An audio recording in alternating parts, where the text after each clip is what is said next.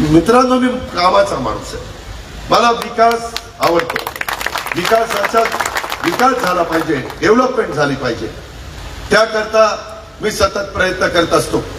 मी कुठेही महाराष्ट्रामध्ये गेलो तर कुठं काय चांगलं आहे आणि मग ते आपल्या भागामध्ये आणलं तर काय होईल त्याबद्दलचा मी सतत लक्षामध्ये ठेवत असतो. आपला हा सर्व पट्टा मेहनती लोकांचा आहे, मेहनती कार्यकर्त्यांचा पट्टा आहे.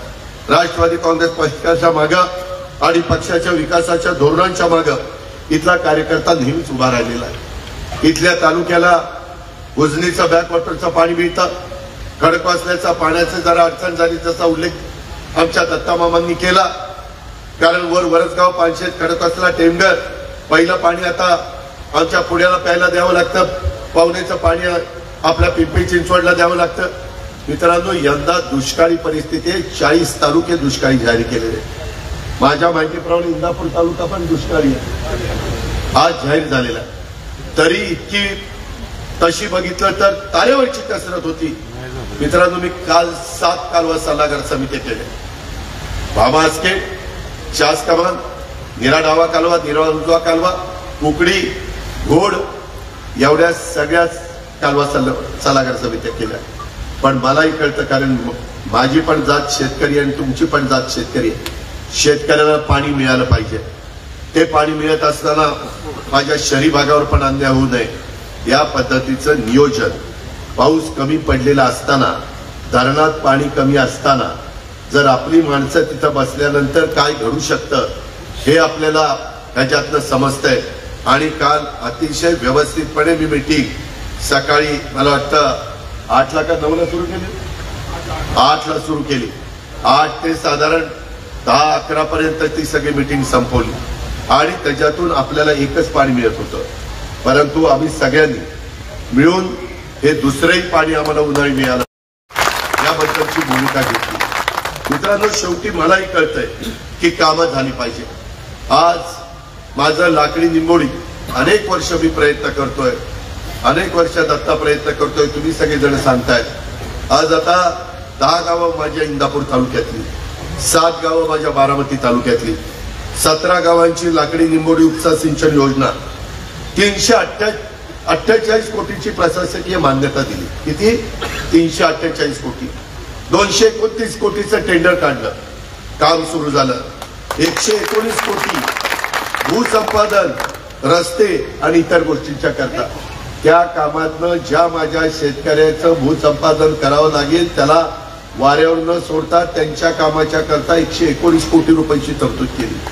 बऱ्याचदा व्हायचं काय, उपसा सिंचन योजना व्हायची, धरण व्हायचं आणि लोक आजपर्यंत पुनर्वसन करून अक्षरशः 2-2, 3-3 पिढ्या महाराष्ट्रातल्या काही भागामध्ये त्याच्यामध्ये अडचणीत आलेले आपण सगळ्यांनी पाहिलेलं आहे.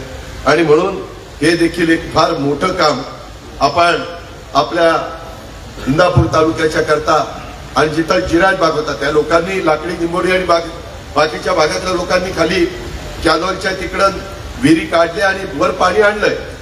परंतु कॅनॉल आटला तर त्या विहिरीला पाणी आहे का? नाहीये. सायपण करायचं, ते काय काय करायचं ते आता सगळं आपल्याला अंडी पिल्लं माहिती, कारण मी पण त्याच्यातलाच आहे आणि तुम्ही पण त्याच्यातलेच आहात. त्याच्यामुळं आपल्याला मी जे काही अधिकाऱ्यांना सांगायचं ते सांगतो. आमचा लोकप्रतिनिधींचा हाच प्रयत्न असतो की आपल्याला कडक जे पद आहे त्या पदाचा उपयोग आपल्या जनतेला झाला पाहिजे. त्याच्यामध्ये त्यांच्या फळबागा असेल, त्यांच्या ऊसाची शेती असेल, कसल्याही प्रकारची शेती असेल. आज आता बाबरस मध्ये आपले वारले त्यांच्या मुलाला भेटायला गेलो. तो म्हणला की दादा मी आता 1 एकर जांभळ लावलेलं आहे आणि बरे पैसे त्याला मिळतात. सांगायचं तात्पर्य की थोडं आपण चौकस राहायला पाहिजे. ग्राहकाची काय डिमांड आहे, काय पिकवलं तर ते विकलं जाईल, जे विकेल ते पिकेल, अशा प्रकारची भूमिका मागं आम्हीच लोकांनी घेतली होती. आणि त्याच्यातूनच जनतेला सांगितलं होतं आम्ही बियाणं चांगलं देऊ, आपलाच कृषी मंत्री धनंजय मुंडे, आम्ही औषधं चांगली देऊ, आम्ही खतं चांगली देऊ, सेंद्रिय शेती कशी करायची ते सांगू, आम्ही चांगल्या प्रकारची अवजारं यंत्रसामुग्री द्यायला क्रॉस सबसिडी देऊ, शेततळी देऊ, विहिरी देऊ, विजेची कनेक्शन देऊ. आता लाईट दिवसा कधी आठवड्यातनं दिवसात निम्मे दिवस आणि निम्मे दिवस रात्री असते. सोलरवर आम्ही आता वीज द्यायला सुरुवात केलेली आहे. त्याच्यातनं दिवसभर सूर्य उगवला पंप चालू, सूर्य मावळला पंप बंद, उद्या बिबट्या आला विंचुकाटा आला काही भ्यायची कारण नाही, नाहीतर आता रात्री जावं लागतंय. अशा वेगवेगळ्या प्रकारच्या समस्या माझ्या शेतकऱ्याला होतात आणि म्हणून त्याच्यातनं कसा मार्ग काढायचा ह्या पद्धतीनं आम्ही मित्रांनो मार्ग काढतोय. राष्ट्रवादी पक्षानं कायम राष्ट्र पुरुषांचं युगपुरुष छत्रपती शिवाजी महाराजांच्या कार्यातून प्रेरणा घेतली.